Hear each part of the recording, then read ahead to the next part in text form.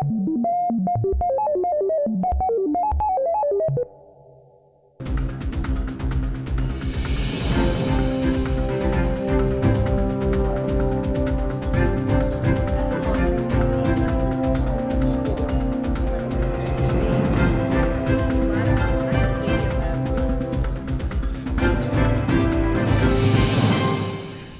and welcome to our second episode of Mojo TV. I'm Will Zwar. And I'm Annalise Wilson. This episode is coming to you from the Monash Media Lab, which opened at the start of this year. And what a semester it has been. That's right, this episode is jam-packed with stories from Monash's journalism students. Plus, later on, we have an exclusive look into women in the media. Mojo TV spoke to Rebecca Madden and Caroline Wilson. But first, a story about what's shaping up to be an intriguing contest during this year's federal election. Jason Ball, the new and young Greens candidate for the seat of Higgins, is challenging Liberal frontbencher Kelly O'Dwyer.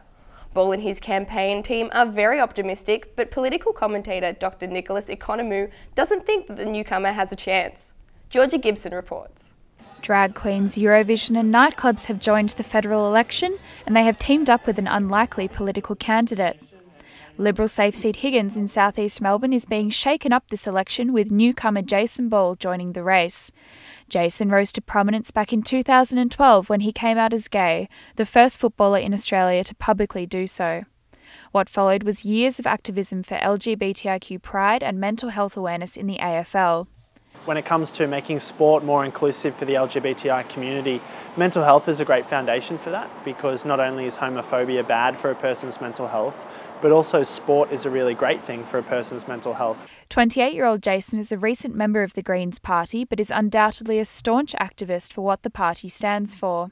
It was in 2004 when John Howard voted to ban same-sex marriage and was supported in doing that by the Labor Party that I felt absolutely rejected by the major parties at a time when I was choosing who to vote for.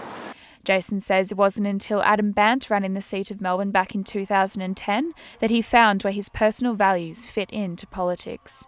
Not just on a platform for marriage equality, but also for strong action on climate change and a more compassionate approach for people seeking asylum, which really struck a chord with me and connected to my values. And at that time, I realised that the Greens were my political home. Higgins is currently held by Assistant Treasurer and Minister for Small Business Kelly O'Dwyer. The seat has never been held by any party other than the Liberal Party, and was of course held by former Treasurer Peter Costello from 1990 until 2009. Dr. Economou, Senior Lecturer in Australian Politics at Monash University, thinks Jason has no chance of swinging the seat. In the very best election that the Greens have had in this country, which was 2010, the Green vote in Higgins was 16%. Now, mathematically, you cannot win a seat with such a low primary vote. For a candidate to win a seat in the federal election, Dr. Economou says that the candidate must be polling around 30% of the vote and also have support from one of the major political parties. Now, he's just nowhere near that. The Greens are not going to get anywhere near that. Dr. Economou says that Higgins is one of the safest Liberal seats in the country.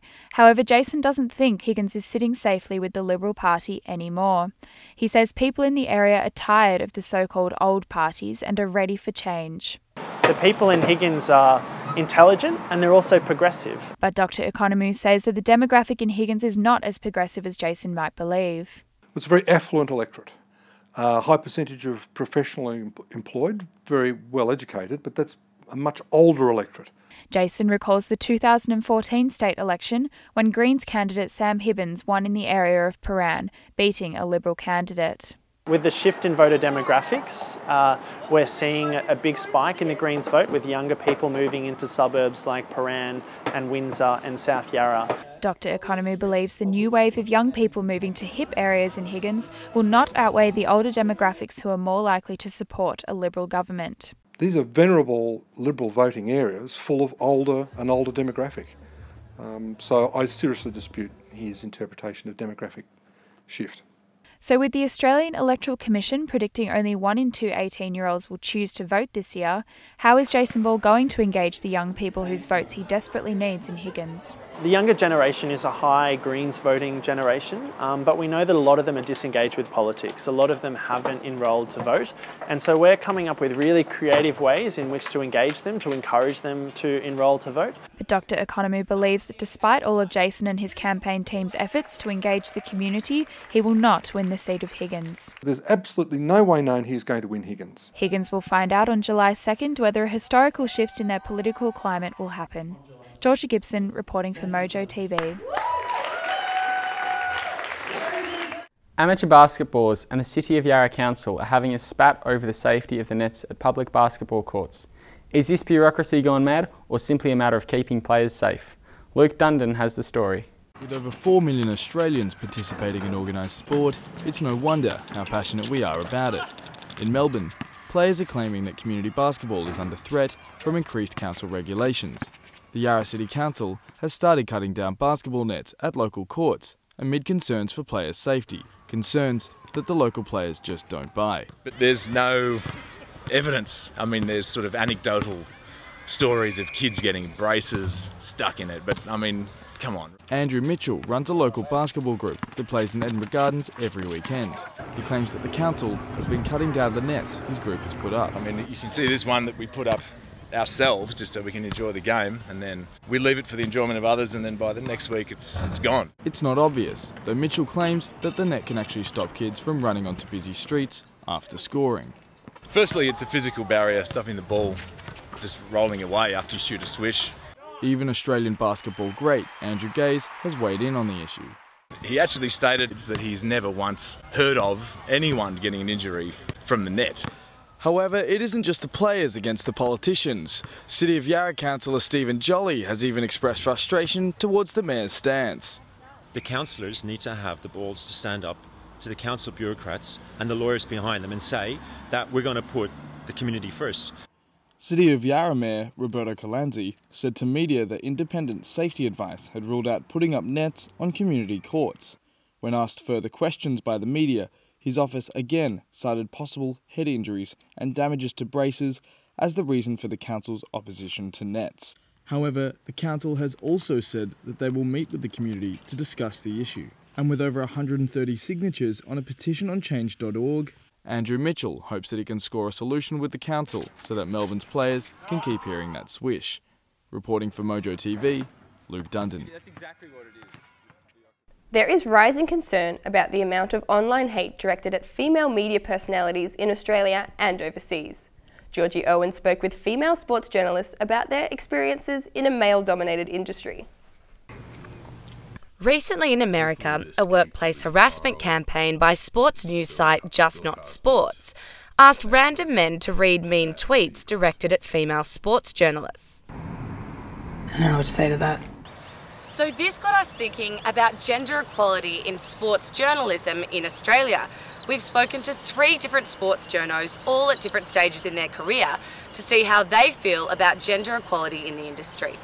Senior journalist Rebecca Madden feels supported and respected by colleagues and viewers in her new role on The Footy Show, but recognised the publicity surrounding her appointment. I could understand the interest because of just the nature of The Footy Show. It's probably unlike any other TV show in Australia, to be honest. I mean, we're in its 23rd year this year, which is quite remarkable. And everyone knows that there hasn't ever been a woman on that show.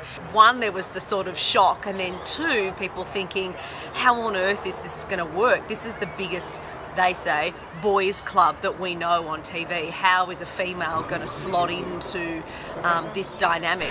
I love you being a part of The Footy Show. And But in saying that, I must admit, generally and overwhelmingly actually, the feedback was really positive. I think society and the community was well and truly ready for that. Madden has never personally faced gender inequality, but thinks discussing it is fundamental, particularly after her father approached her in public with a personal story. The 15-year-old son said, I don't like Rebecca Madden on The Footy Show because she's changed The Footy Show. Fine, he can have that opinion. But the girl, the 13-year-old girl, arced up and said, why don't you like her on the footy show? He said, I don't think a woman has a place on the footy show. And that was coming from a 15-year-old boy, which I thought was quite extraordinary. The 13-year-old girl, the dad said, burst into tears and said, I cannot believe my own brother is so sexist. And they had this big family discussion about why couldn't a woman be on a sports show, etc., etc. So my appointment has generated discussions in households all over Australia, which I think is a great thing. It's good that it's happening with the younger generation, because when that generation comes through and in the workforce, 15-year-old, 13-year-old, it won't be an issue anymore, and that can only be looked as a positive. Mike Sheehan has been a gun, a trailblazer. Like Madden, renowned journalist Caroline Wilson has never felt disproportionately criticised due to gender. I have to expect criticism, and I'm very cognisant of the fact that a lot of it is because I ruffle a few feathers. There was a strong view from some of my colleagues and other women in the media and friends that over the Essendon saga, the Essendon drug scandal, that people probably overly went for me because I was a woman. I probably was allowed a voice, but so many people said that there was gender involved that I guess I have to believe it. But no, I don't purposely not play the gender card. I just think that the more people talk about it, the more it's going to be there. And really, in this day and age, I don't see it as an impediment to me at all. In fact, Wilson felt gender worked to her advantage in the early days. I think that because there were so many men writing about football back in the 80s who had no idea, I don't know why they had no idea, but they seemed to have no idea that women could actually go to a game and describe it accurately and put it down on paper. That my first few match reports, I think I received far more praise than I really deserved. Kath Durkin, a young sports journalist for Rockhampton Win, agrees that women in sports journalism can be overly praised. Now, Rockhampton teams have, of course, already played in round one. Durkin currently works in an all-female newsroom, but has never previously faced gender discrimination. I don't really feel it within the workplace. I don't really feel it in the field either. If anything, and it's probably not the way I'd like it either, it's probably people are like, oh, you're a woman, that's great that you're doing this job. I wouldn't even want that either. I just want to turn up to a job and just do the job. I've been doing sport journalism on television for 6 months, but before that I've been working at football clubs in change rooms and all that kind of stuff, which could be a bit confronting, but I've never found it to be. So for me personally, it's never been an issue. Despite their positive experiences as females in sports journalism, both Madden and Wilson think society is still striving for gender equality. I've been very critical of the AFL and their failure to promote enough women into senior roles. I know they've got 2 women now on their commission, but I think there should be more. I know that they've got 1 woman on the executive, but usually when the AFL promote a woman, it's very tokenistic or it's long overdue. And this is not a personal experience, but I think there's still an issue with the pay gap, with the gender gap, and I think that's something that we really need to discuss in Australian society. That's something that's really important. With more women going into male-dominated areas, I think that we need to really focus on that and make sure that that is equal. We don't have gender equality in professional life, and all I can say is that it's improving. It's not improving fast enough. Georgie Owen reporting for Mojo TV. Are you sick of traditional drinks like beer, wine and cider? Then you may be interested to learn that mead is making a comeback, and it could be the alternative you are looking for. Paul Ionescu reports. A beverage for warriors and the gods. This drink, I like it. I know, it's great, right? Another! Mead, the once almost forgotten beverage, is experiencing a popularity boost, with people searching for new alternatives to beer, wine and cider. It's becoming more and more popular. People are looking for an alternative to all those sort of other drinks that are out there. Here at the annual Darebin Food and Wine Festival, many workshops and classes can be found, letting Melburnians explore new flavours from around the world.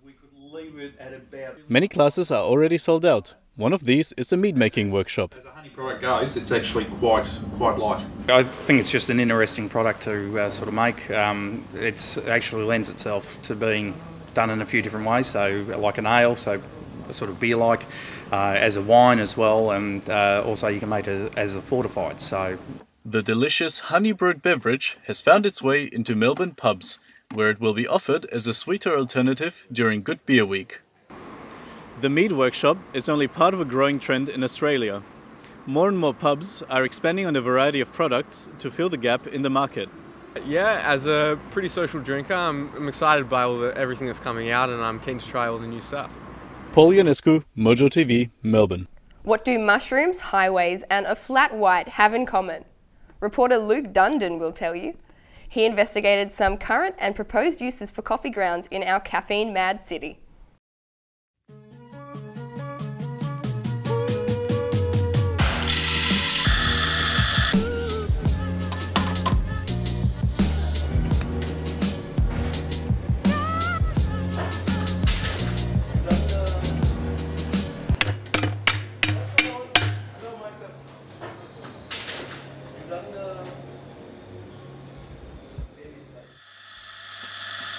Coffee and Melbourne go together like milk and, well, coffee. This caffeine-crazed city has continued to receive international recognition, with a Melburnian barista taking out the World Latte Art Championships in Gothenburg, Sweden last year. However, recent interest has turned to the actual coffee grounds themselves. After the coffee has been poured and served, what happens to the beans? Where do they go? The world has jumped on board the ideas of coffee ground plant fertilizers and body scrubs. Though what if they could be used as a construction material, specifically in the construction of roads? Yeah, well, nothing surprises me anymore. To make, pardon me, to make roads. Roads? Yeah. Wow. Though first, let's backtrack to our obsession with coffee. Brian drank his first coffee 5 years ago after moving to Australia from Malaysia. He's now the manager of specialty coffee shop Plantation in Melbourne Central. Daily we're running about like 7 to 8 kilos a day. Even though they're a specialty shop, one thing makes Plantation just like the rest of Melbourne's coffee shops. All their used coffee grounds are thrown into the bin. I reckon it's really important for everyone, not just cafes, to be involved in something that do good to the nature. Because this is the only one that we have. Like if it's gone, then everyone's gone. So if there's a way we can help to minimize the risks, I kind of reckon that everyone should do it. Brian isn't alone in his concerns for the environment and the potential for business to play a positive role in helping it. 2,700 kilometres away on the other side of the country, former health workers Julian Mitchell and Ryan Creed share a similar concern, which has motivated their coffee ground-inspired business in Fremantle, Western Australia. Well, it's actually make or break, isn't it? Look at global warming. You know, it's up to our generation to essentially reverse that and save it. And it's very positive, the energy we all have for it, but it's a matter of action. And action is just what Ryan and Julian have done, starting their business, Life Cycle, which is growing fresh mushrooms from reused coffee grounds sourced from Fremantle cafes. What is the healthiest food we can grow with simplicity? Oyster mushrooms fit that bill, and that led us to discovering that you could grow it from coffee grounds. So it solved the two issues of the landfill problem of coffee waste and the fresh food. Now customers care about where their food comes from. I think it's more of an awareness in the public.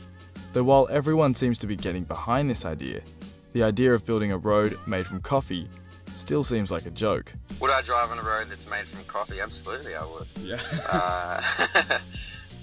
Yeah, I mean that's insane. Like the energy that is required to make traditional roads is apparently phenomenal. Phenomenal is definitely the right word, as according to Swinburne University professor Arul Arulraja, the man who has completed this study, building roads from coffee would be sufficiently less impactful on the environment.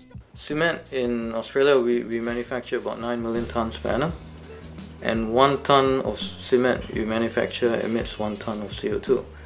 So we compare it to this option of using a coffee ground, which is a end-of-life waste product.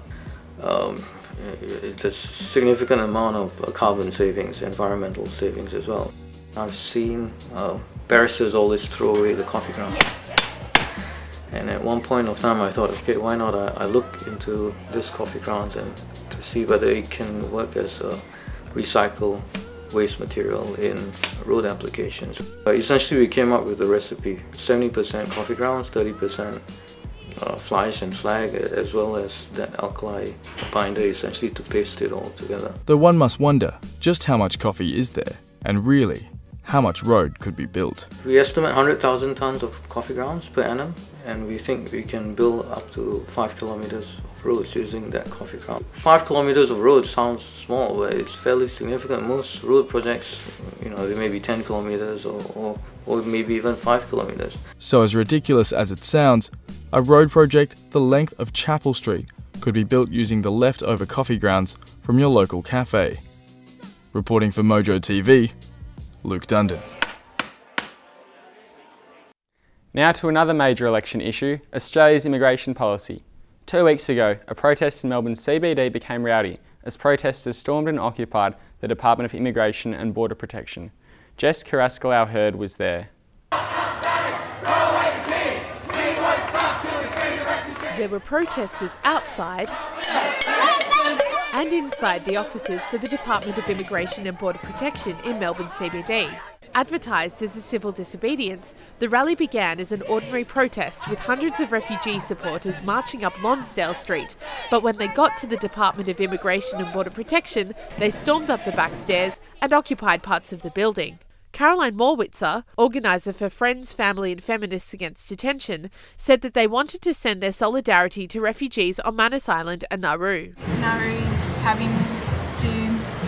they're experiencing a very deep level of grief and hopelessness. Despite some clashes with police early on, the protest stayed heated but peaceful, with the protesters occupying the building for about an hour. They exited after negotiating with police.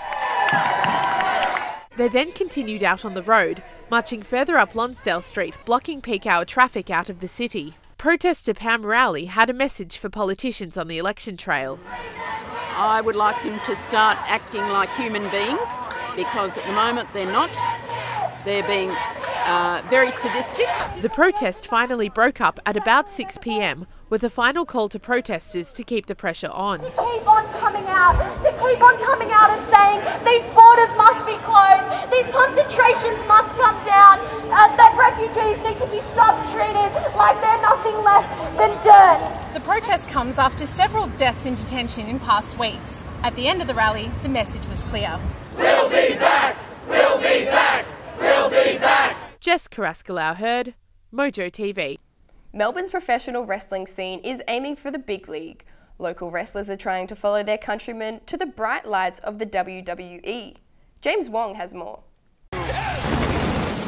Holding the championship belt high at the end of WrestleMania may seem like a long way from the Ukrainian Association Hall in Essendon, but it is in venues like this where a growing Australian professional wrestling scene is beginning to make its mark on the world.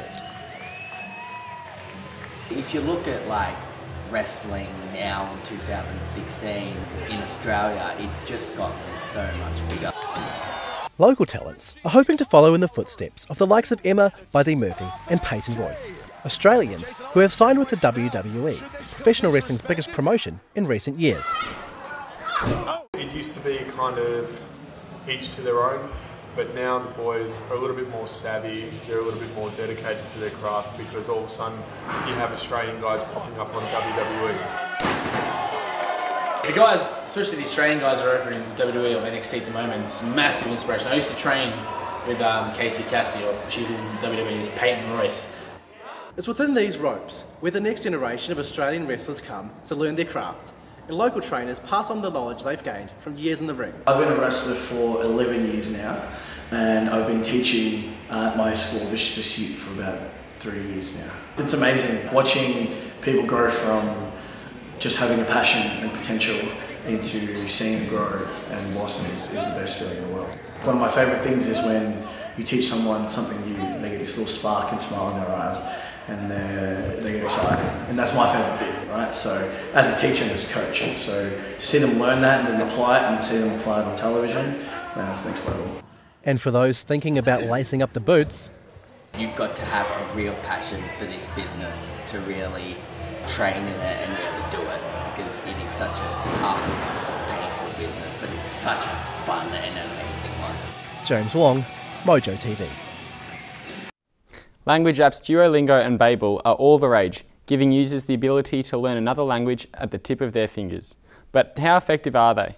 Travis Jones tried them all out and is about to test his skills. So after weeks of preparing myself through the apps, I felt I was ready to test out my new skills. I came to see Dr. Carlos Uxo, a Spanish lecturer at Monash University, to put me through my paces. That was hard. Have you ever had something like this happen before? No, I think it's a dream for every language teacher. In some of these tests you will do quite well. In other ones I don't think you will. On one hand, we know more and more that people who study languages are more intelligent. For years we've suspected that, now we have scientific evidence. The test begins with basic comprehension, and initially I do quite well. I'm following, sort of following so far. It's very similar to learning through the applications. Basic definitions and basic questions from simple Spanish. First task is perfect, second task, 5 questions, all perfect. To pass these you need to have about 4 out of 5 in each one of them, so you would have passed. So even if I didn't understand the full sentence, I was able to extrapolate meaning from that and understand what was going on. Even though I struggle with one of the more advanced written tasks, writing a postcard, I feel confident heading into the speaking part of the test. But then... disaster. After 3 rounds of babbling, incoherent Spanish, the good doctor finally puts me out of my misery. Alright, I think we can... We're asking... I know, yeah. I know. You were completely lost because you had to go extremely quick, which is something the apps don't teach you. So because it's random, you have to invent things, which means that the processing of knowledge has to go much faster. To some extent, that is a problem with apps, that they cannot teach you to produce orally. I think that's very clear. That's very clear after that. That was hard. I think that he's absolutely right in saying that the applications are a really great starting point for if you want to learn a language one day, but the only way that you're going to get fluency and the ability to adapt, like I so spectacularly failed to do in there, is by really putting yourself out there and speaking to people of the other language, learning the other language, because otherwise it's really just ephemera. It's really just surface level. You need to be able to speak, and you need to be able to say more than the cat ate strawberries. And I think that's what this sort of proves. With environmental concerns mounting in Australia, more and more people are considering making the switch to an electric vehicle. But what's it really like owning and using an electric car? Joel Muragaya reports. It's a bright and sunny Saturday afternoon in Wheelers Hill, southeast of Melbourne. Perfect weather then for an afternoon drive. For Costa Zales, an afternoon drive is more unusual compared to most people because his car is unlike most cars. It's not just because it's a convertible. It's not just because it's a highly acclaimed Monash Roadster. The most unique thing about his car? It runs entirely on electricity, which means Costa, like other electric car owners, lives life in a different sort of fast lane. The Monash Roadster wasn't built to run on electricity to begin with, but now that Costa has converted his, he gets to enjoy the benefits of owning an electric car. The best thing about owning this car for me is that I never really need to visit a petrol station. So when it's cold and wet and when it's hot and blistering, I don't really need to consider going to a special place to pump power. I simply drive it, take it home, plug it in the garage, and away I go the next time. Because of that, electric vehicle users save a lot of money because they don't have to pay for petrol. John Hill, who drives a Nissan Leaf, saves a little more than most EV users because he gets his electricity through solar power on his Wonga Park farm. I used to pay $70, $80 a week for petrol once upon a time. When I bought this car, I did exactly the same trips.